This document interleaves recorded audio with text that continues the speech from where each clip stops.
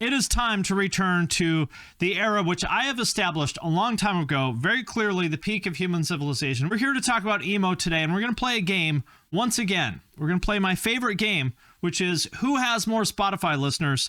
And what we'll try to find out today is who is the most popular emo band, at least according to Spotify listeners. So we'll go head to head down the list of your favorite emo bands, and we will find out who has the most Spotify listeners. I feel like last time I did a pretty good job. We did one-hit wonders last time, and I feel like my batting average was very good on that one. The first one we did, I didn't do such a great job, but I made up for it with my performance in the second one. So we'll see this time how good my batting average is. The first matchup that I have is, before we get any further into the video, have you checked out my Spotify playlist? I add new stuff to it pretty much anytime I find a cool new song, so I update it usually a couple times a week with some new stuff. So if you are looking for new music to check out, hit the link in the description of this video. The first matchup that I have is Taking Back Sunday versus The Used. I'm gonna go with The Used. Taking Back Sunday was probably a bigger band in their peak, I think, I don't know, might be close, but I think Taking Back Sunday might have been bigger in their peak. I don't know, it's close either way. But Taking Back Sunday has been pretty inconsistent for the last, I don't know, a long time. It's the last thing they put out, like 2016 or something like that. Not great. And The Used are still very good. And those first couple albums, Chef's Kiss, 10 out of 10 albums. So I'm going to say that I feel like everybody knows Taking Back Sunday, but I feel like you don't hear about them as much as The Used now. I feel like The Used have done a better job of being part of this emo revival than Taking Back Sunday has. So that's what I think, but we shall see. So let's look on Spotify.com and we will see. So I'm going to say that The Used, I'm going to say have 4 million listeners, and Taking Back Sunday, I'm going to go with 2 million. So let's see. The Used are sitting at 3.4 million. Okay, so I was pretty close. I'm going to guess 2 million for Taking Back Sunday. Let's see. Taking Back Sunday. Let's see. 2.5. Okay, pretty good. I did pretty good. Okay, so that's the first matchup. Who do we have up next? Panic at the Disco or Fall Out Boy. A clash of the titans here. This is a tough one because both of them are huge. Panic at the Disco was active until, when did they break up? 6 months ago or something like that. And he had that song with Taylor Swift. He had a #1 album recently. So I feel like Panic at the Disco probably has more monthly listeners because he's been more active and had more recent hits. However, I think Fall Out Boy has gone down as the better band. Like, everyone loves the first Panic album, right? That one's great. The one with Ryan Ross, it was awesome. Everything after that, I think, was kind of mid. I'm going to say Panic has more listeners, even though Fall Out Boy is the better band. And I will say, I bet Panic has a shockingly large number of listeners, if for no other reason than the Taylor Swift feature. I'm going to go with like 12 million for Panic and maybe like 8 for Fall Out Boy. Panic at the Disco, 23 million. Okay, I was way off on that. High Hopes, 1.3 billion. Damn, that's insane. Okay, so third biggest song is Me with Taylor Swift featuring Brendan Urie, Panic at the Disco. So the Taylor Swift song is one of his biggest songs, but High Hopes is his biggest one. I Write Sins Not Tragedies is number 2. So what did I say? 8 million for Fall Out Boy. Let's see. 22. Wow. Okay. So I was right and wrong. Panic just barely beats Fall Out Boy. Barely. I'd say it's almost a toss-up because look, it's 23.7 versus 22.2. So I would say very close. A lot of these like older rock bands still do surprisingly well on Spotify because they have, they're on all these like playlists and stuff and people know the hits and whatnot. So I think that's probably what accounts for these for these numbers. But 23 and 22 million, no joke. Shout out to the Fall Out Boys. How about an undercard matchup here? How about Brand New versus Thursday? I'm going to go with Brand New in this one. I'm going to say because brand new stands. Brand new stands. I don't get it. I've talked about this many times. I don't get it. I don't think brand new sucks or anything like that. I think they're okay. But I do not understand the brand new standum. It's not even fandom. It's standum. It's interesting how, like, everybody knows, like, I don't actually know what Jesse Lacey did or didn't do, but everyone says Jesse Lacey is a creepy POS, and yet they keep listening to the band like, oh, I hate Jesse, he's such a terrible person, but I'm still going to keep listening to all his music. So I feel like that's going to take brand new over the edge, even though Thursday had more mainstream success. They were the first emo band, I think, to hit like the Billboard top 10, like War All the Time. That was the big song, right? Like that was like a Billboard #2 or #3 album. That's the one that kind of made Victory rich and sort of really was the first like mainstream breakthrough emo song, as I recall. So I think even though Thursday at their peak was much bigger, I think that brand new is going to come out bigger. But I think probably neither one of them are super big these days. I'll go with 4 million for brand new and under 1 million for Thursday. That's my guess. So let's see. Thursday,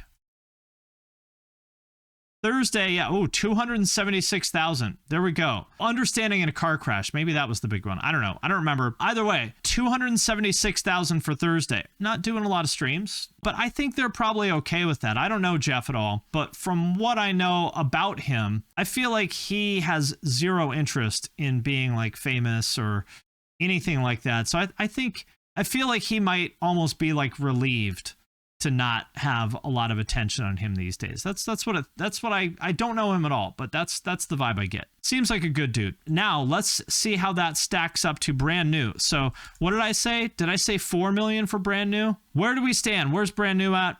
1.2 million. Okay, so I was off a bit, but directionally correct. Brand new, 1.2 million. 1.2 million people every month still listening to brand new. Who knew? Who were these 1.2 million people? The power of standum right there, people. Yeah, Hawthorne Heights versus Senses Fail. I like that one.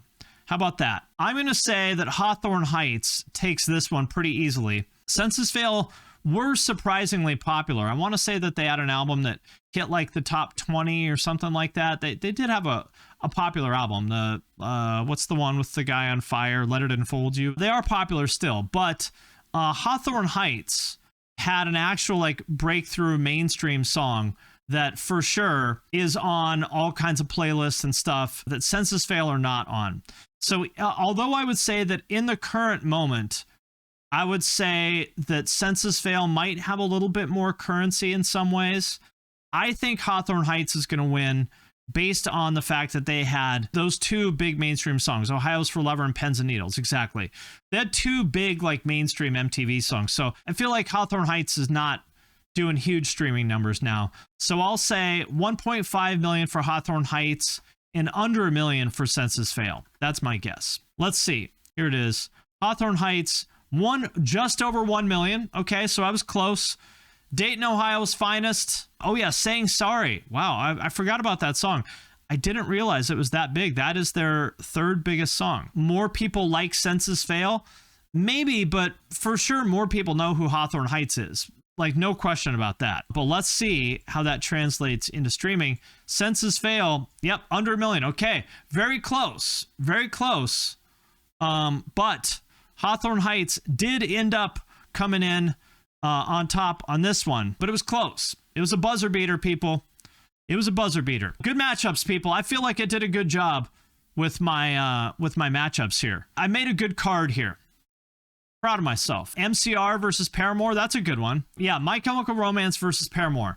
Now, this is a tough one because both of them were very mainstream famous, and MCR are kind of the headlining band of the emo revival. I would say right now, MCR might have a little bit more juice, maybe, but it's hard to say because, yeah, they have such a cult following. You know, the MCR stands, they'll take a bullet for that band. Also, there's a lot of young people that like MCR as well. Like, MCR has basically become classic rock. You know, they're the same as like Nirvana and the Beatles in the sense that if you're like, you know, that certain type of kid, whether you're 12 or 32, like you love MCR. On the other hand, Paramore is just a bigger band, period. I mean, there's no question about it. Paramore is the bigger band. They've had more songs that were bigger. They've been around forever. Haley is like a mainstream star. So, okay. Beth is saying MCR at 15 and Paramore at 20. Yeah, I'm going to go with that. I'm going to go with that, Beth. So we'll go with Paramore at 20, MCR at 15. Let's see. Paramore. Very good. Okay. Paramore at 19.3. Okay, so we're close. Now let's see My Chemical Romance. Where do they fall in here? 15. Okay, wow. Wow, we were close. Damn close. So MCR at 15. And I think a lot of that, remember, My Chemical Romance has put out one song in 10 years. Whereas Paramore, you know, they just put out a new album that, not my favorite thing in the world, but, you know, they've been more active. So there it is. That was an epic matchup for the ages. Now, how about some Screamo, some MySpace Screamo? Chiodos versus Blessthefall. Was there drama between them? I feel like there was. I feel like there must have been some Chiodos versus Blessthefall drama at some point. Seems like there would be. I feel like both of these bands fell off pretty hard, but Chiodos maybe fell off harder. Blessthefall, they broke up like, I don't know, 2 years ago or something. And nobody even heard about it. They just sort of like, yeah, we broke up and nobody cared. So I feel like Blessthefall just has not had any juice in a long time. Chiodos has kind of come and gone, and I don't know that they have had a lot of juice in a while either. But Craig Owens, I think, is a bigger star. So I'm going to say that Chiodos is bigger, but probably not much. I think both bands are under 1 million, but I bet Chiodos is the bigger one. Let's see. Chiodos coming in at 491. Okay, not doing a lot of streams. And how about Blessthefall? Blessthefall 745. Okay, so I think I was wrong on that one, right? So both under 1 million, but Chiodos at 491 and Blessthefall at 745. So first one I got wrong today. First time I was wrong today, people. Listen. Just, I want to take a minute just to reflect on my loss here. You know, even the greatest players in this game don't bat 1,000. Even someone like myself that's incredibly gifted at this game, even I get it wrong sometimes, and today was that day. So I'd just like to apologize to the fans for letting all of you guys down. You know, I'll be back. I'll be better. And, you know, I take this responsibility very seriously. And I just want to say thanks for the support. I'm going to go back to the practice room, and I know what I got to work on from now on. Sleeping with Sirens and Pierce the Veil. I will go with Pierce the Veil on that one, just based on TikTok. Both bands, I would say, you know, their most recent output hasn't been super popular or great, but Pierce the Veil had a very viral moment on TikTok within the last year or so. So I'm going to say Pierce the Veil wins that one. I'm going to say Pierce the Veil is at like 5 million. And Sleeping with Sirens is at like 1. That's my guess. Pierce the Veil. 5.6 million. Damn, I'm good, people. Damn, I'm good. Pierce the Veil at 5.6. King for a Day, their most popular song with 296 million plays. Sleeping with Sirens, what did I say? 1 million? 2.7. Okay.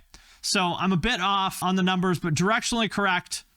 Pierce the Veil doing about twice as many as Sleeping with Sirens. How about Saosin and From First to Last? Going back to the very beginnings of Mall Screamo. I'm going to go with From First to Last, mostly because of Sonny Moore. Even though in hindsight, I think Saosin is the better band, but From First to Last, I think, you know, just because of this, the Sonny Moore, the Skrillex factor, I think that they're going to win just because of that. But, you know, neither bands are putting up a ton of streams. So I'm going to say, I think they're both under 1 million. That's my guess. I think they're both under 1 million, but I think From First to Last comes out ahead. From First to Last at 423,000. So definitely under 1 million. How about Saosin? Saosin at, okay. I'm wrong. Saosin at 858. Okay. Another upset. Saosin doubling from first to last, settling the beef once and for all. Do you guys remember back in the day, the Saosin from first to last beef? You remember that? The guys in Saosin hated from first to last. They're like, that band fucking sucks. Fuck those guys. They ripped us off. I don't remember why. Bo did mix the from first to last album and wasn't credited for it. I don't know if that's why. But either way, the beef has been settled, people, in the year of our Lord 2023.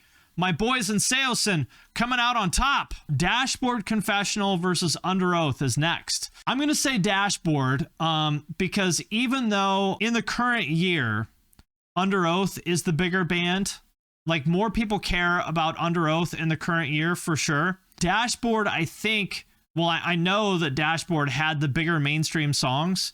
And I think that that's going to carry them into bigger Spotify numbers because, yeah, the Spider-Man boost, exactly. What I've realized with a lot of older music is if a band had like a mainstream hit, they still get millions of streams from that.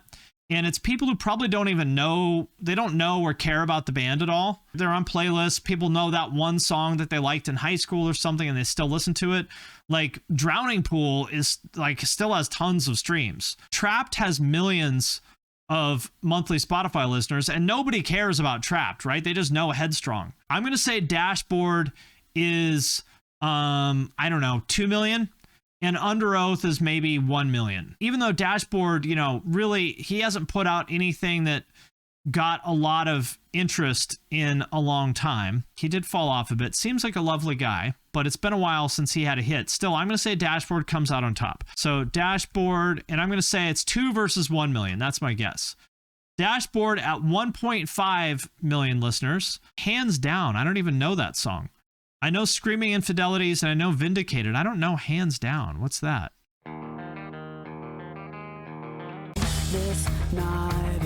What is this? I don't know this song. I don't know it. Anyway, seems like a good guy. Let's check out Underoath. Underoath coming in at 1.3 million. Okay, it was a close one, but Dashboard edging out the boys in Underoath. The Spider-Man effect is real, people. Even though Dashboard, you know, it's been a while since he had a hit and Underoath has been out there putting in the work. Dashboard coming out on top. Okay, Battle of the Punisher bands. Battle of the Punisher bands. Thrice versus Alexisonfire. These two bands, people will not shut the fuck up about these two bands to me. People punish me constantly. Do you like Thrice? Do you like Alexisonfire?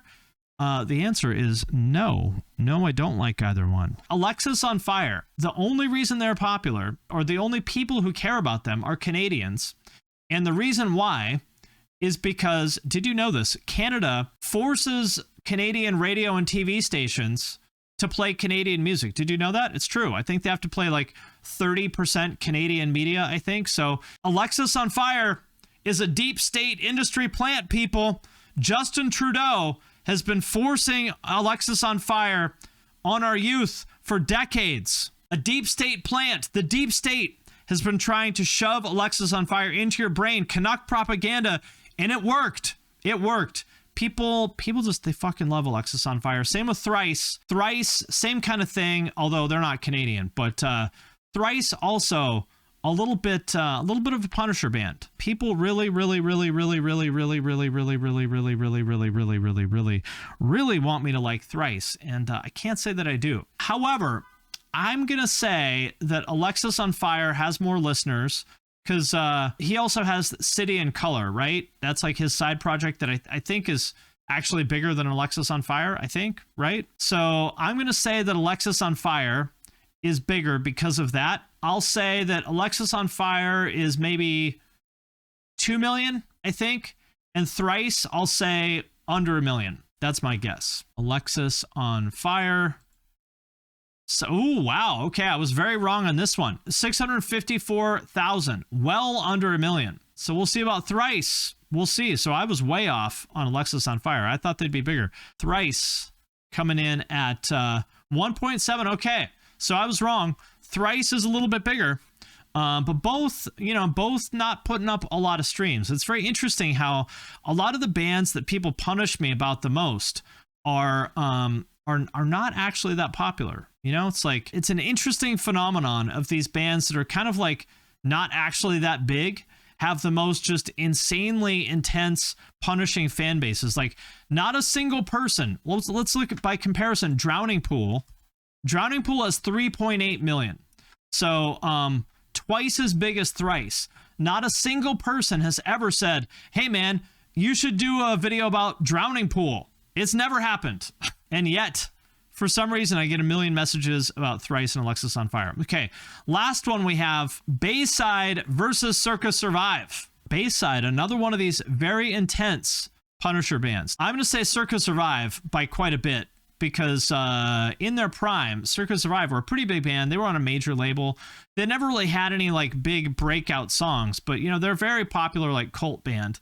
I want to say they hit like the Billboard Top 20 or something like that. And the Anthony Green factor. Yes, absolutely. So I'm going to say Circa is at what, 2 million maybe? I feel like they're Circa probably doesn't do big streaming numbers because they're just kind of not really that type of band. But I'm going to say 2 million for Circa, and Bayside under 1 million. That's my guess. Even though Bayside is a cult, right? But that's my guess. So Circa Survive at 2 million, I said. Oh, wow. Wow. Very off on that. 386,000. So like I said, not doing big streaming numbers. They're just not a streaming band, you know? They'll sell a lot of tickets. Like, people love Circa Survive, but they're just not a streaming band. So we'll see. Maybe I was wrong. Let's see. Bayside may end up winning this one. I said Bayside was under 1 million. Let's see. Yeah, okay. Well, they are under 1 million. Both under 1 million, but Bayside ended up winning this one. Who knew? I'm surprised, because Circa Survive is way more popular than Bayside overall. But streaming numbers, they don't lie, people. The numbers don't lie, and that does it for this edition of Who Has More Spotify Listeners today, the emo edition. I made a good card here.